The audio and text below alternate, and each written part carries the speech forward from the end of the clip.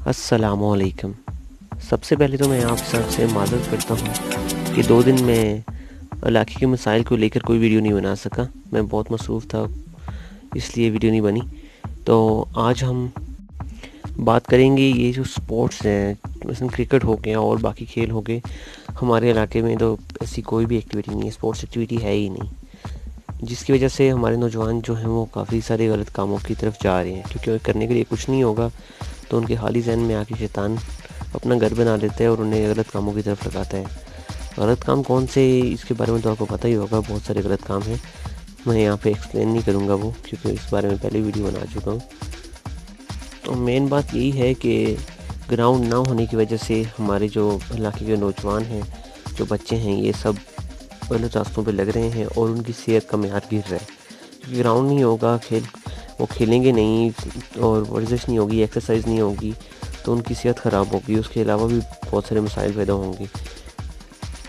کہتے ہیں کہ جس علاقے میں سپورٹس ایکٹیویٹیز نہیں ہوتی وہاں پہ ہاسپٹل ایکٹیویٹیز زیادہ ہو جاتی ہیں، مطلب کہ جہاں پہ کھیل نہیں ہوتا وہاں پہ لوگ زیادہ بیمار ہوتے ہیں، وہ ہاسپٹل جاتے ہیں، میڈیسن لیتے ہیں، لیکن کوئی فائدہ نہیں ان سب چیزوں کا۔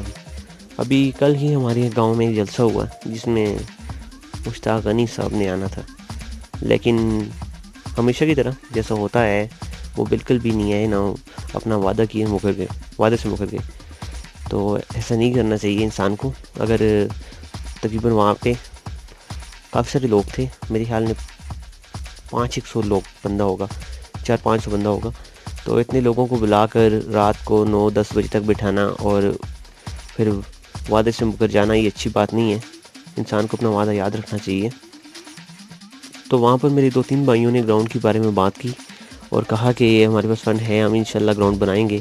تو میری آپ علاقے کے لوگوں اور نوجوانوں سے، خاص طور پہ نوجوانوں سے ریکویسٹ ہے کہ اس بات کو بھول نہ جائیں۔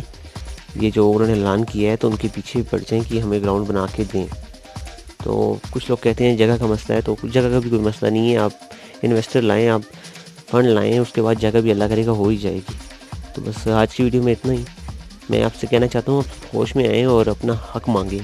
یہ آپ کسی سے بھیک نہیں مانگ رہے، آپ 72 سال ہو گئے ہیں، 72 سال سے پاکستان کو ٹیکس دے رہے ہیں۔ پاکستان کو ٹیکس نہیں دے رہے، اب ان حکمرانوں کو ٹیکس دے رہے ہیں جو ان کے اکاؤنٹس میں جا رہے ہیں، اور بس وہ کہیں بھی نہیں لگا رہے۔